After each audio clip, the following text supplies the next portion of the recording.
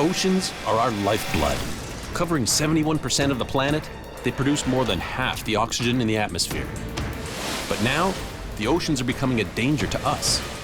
Sea levels worldwide have been rising as a result of climate change. A lot is at stake, especially for the Pacific nation of Tuvalu. If the ocean continues to rise, it's at risk of being completely submerged. Will Tuvalu be the first country to be wiped off the map by climate change?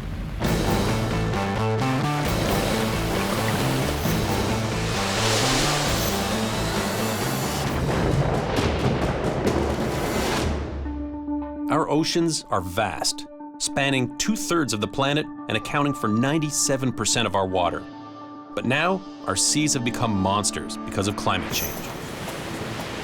As a storm chaser and adventurer, I've spent years traveling all over the world documenting the most extreme forces of nature. But now, I'm going after the bigger picture of climate change. In the last 5 years, I've witnessed increasingly violent storms, flooding, and hurricanes that have devastated communities in Thailand, the Philippines, and the USA. More and more, I'm seeing that much of our extreme weather is directly connected to climate change. Scientists agree that oceans are getting hotter and higher, making them unpredictable and dangerous. The last 12 months have brought some really bad news in terms of sea level rise. It's just rising fast. Now it's 3.2 millimetres a year. Places like Tuvalu and the Pacific Islands, the low-lying atoll countries, are in real trouble. I mean, they will go under the sea. At some point this century, they'll go underwater. I'm on my way to the tiny island nation of Tuvalu to investigate this firsthand. Located in the Pacific Ocean, midway between Australia and Hawaii, Tuvalu is a cluster of 9 islands.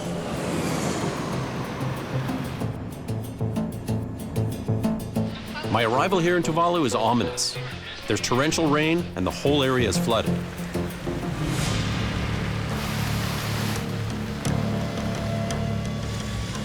This is the wet season, and we're in an area that's a South Pacific convergent zone where you've got different wind currents coming together, which then go up, creating rain and thunderstorms and tremendous amounts of flooding, it seems.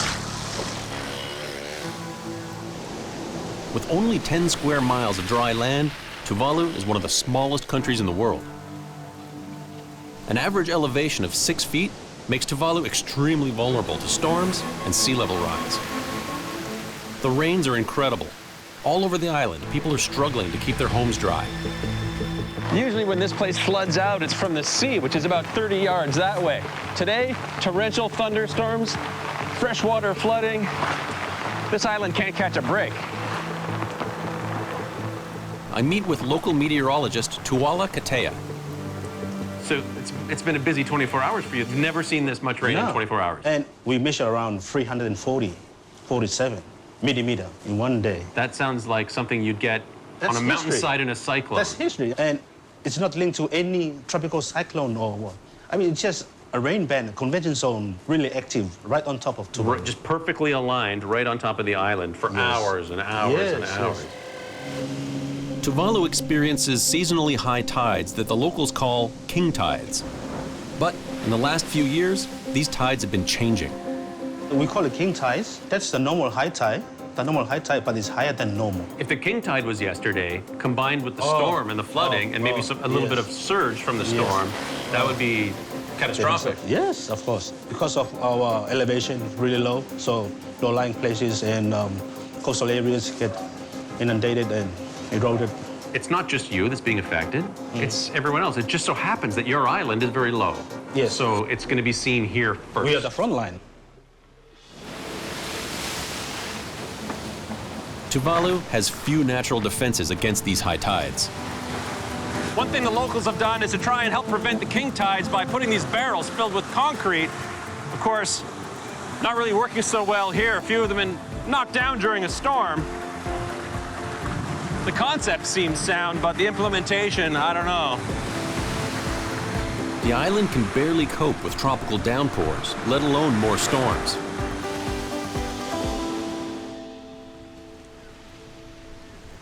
This one has finally passed, but the damage on the island is long-lasting. Yesterday there was some torrential rain like I haven't seen in a long, long time anywhere.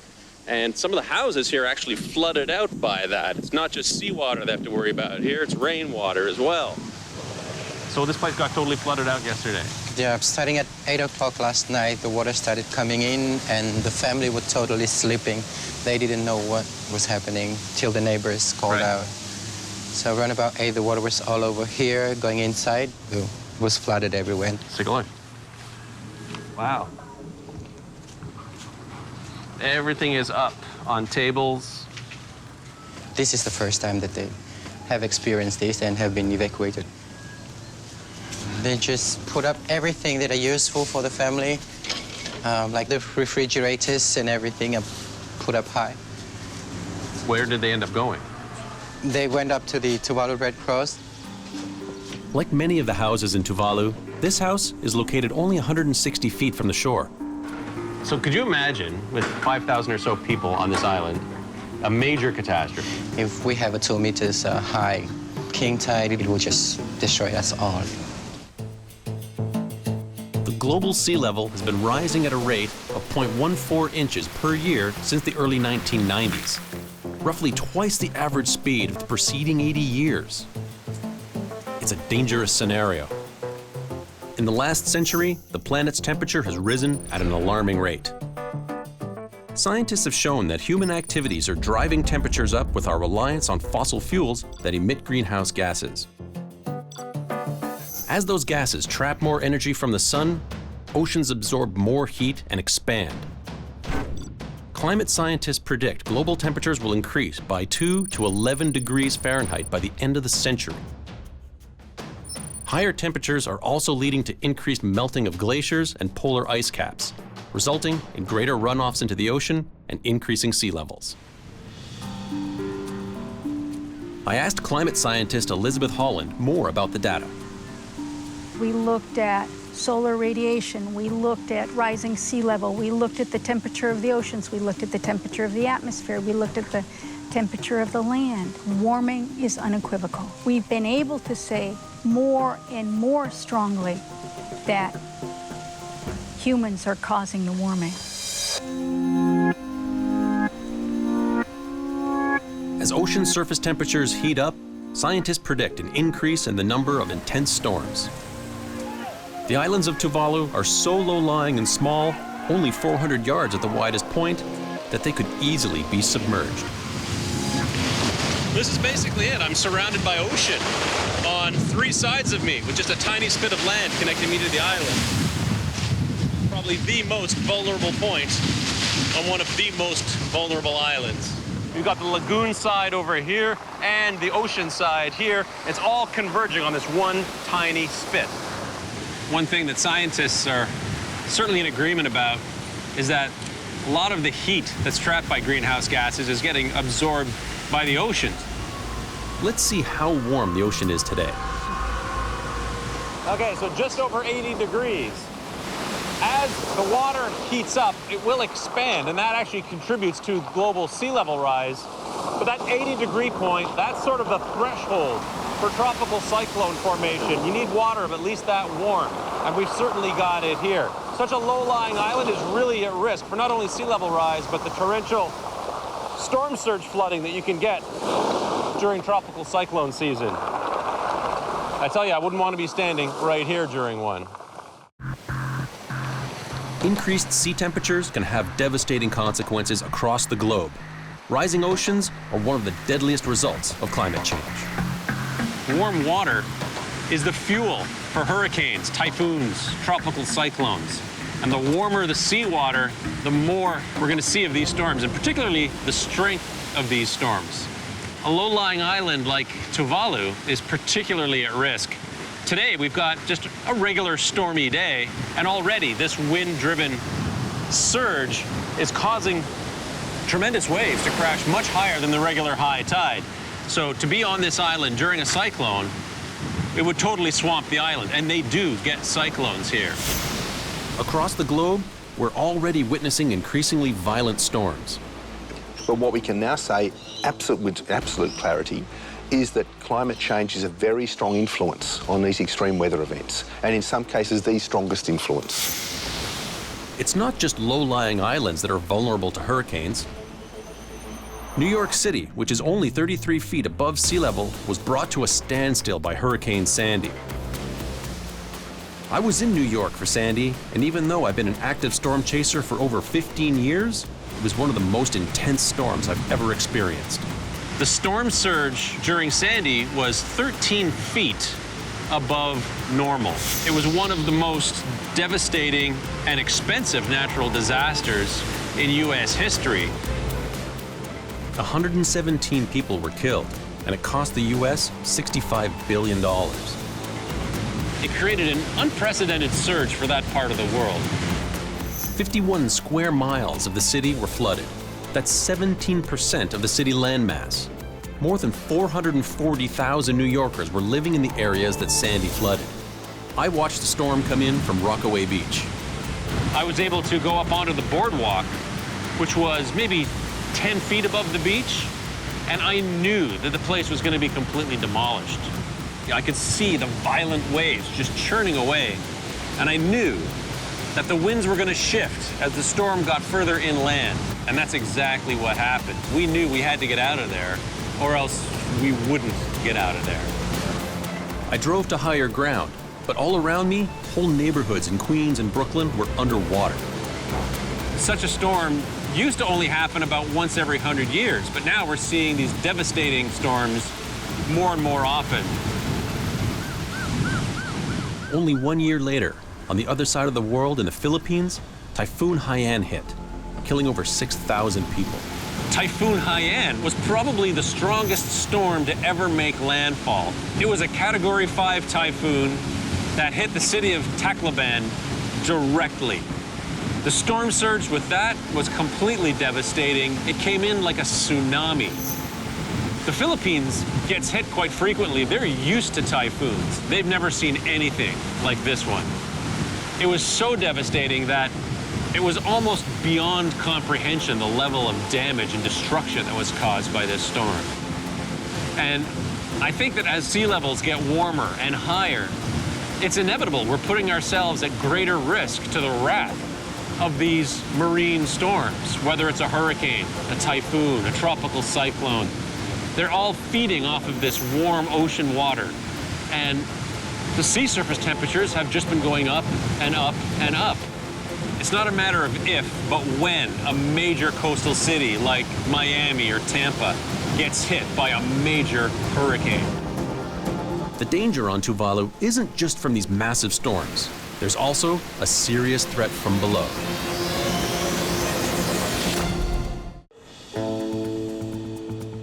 I've come to Tuvalu in the South Pacific to witness firsthand the effects of climate change. For a little bit of perspective, about 80% of the island is no more than 4 feet above sea level. The highest point being about 15 feet, and about 40% of the population lives within 100 yards of the ocean. If there's any place in the world that is at the mercy of the sea, it's this place right here. The rising seas are also forcing farmers to abandon their crops. Salt water from higher tides is soaking through the ground, contaminating the underground source of fresh water and destroying crops. Indigenous food, such as pulaka and coconut, are being destroyed. Reverend TAFUE LUSAMA is deeply concerned with the impact of rising sea levels. If salt water intrudes into it, it kills all our traditional plants. Land and the sea are the sources which sustain our livelihood daily. You lose your land, you lose your life.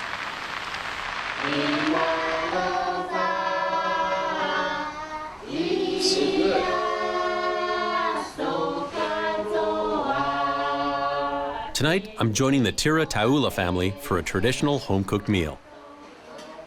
But foods like this are becoming harder to harvest. This is a steamed fish. Definitely very hot. Red fruit and banana with talolo, cooked with talolo. local foods may soon be a thing of the past.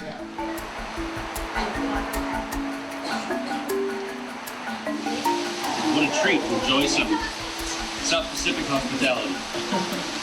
Going into someone's home, having a home-cooked meal. It's the best. Our people can no longer depend on our traditional way of life, so we are left with no option but to turn into a market-based lifestyle. With traditional crops being threatened by rising oceans, locals are relying on more processed foods. With all of these changes that have been going on, it's become more and more difficult for the farmers here to grow some of the traditional food crops. And especially since World War II, they've become quite dependent on foreign-made processed food, and doesn't really help them in their struggle for food security, which is becoming a big issue here in Tuvalu. The country now imports 80% of its food, which is costly to the islanders. We're Pacific Islanders. We have a lot of ties to our land, our ocean. Our identity is very much built around how we relate to our land, how we relate to our ocean, and all of that is threatened, right? People have lived in Tuvalu for 2,000 years, but some islanders are now leaving, scared that climate change and rising sea levels will make life on the island nearly impossible.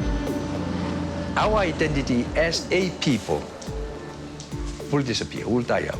If I am relocated because of climate change and my country has gone down, where do I belong? I have no roots. Tuvalu is not responsible for the catastrophe it's facing.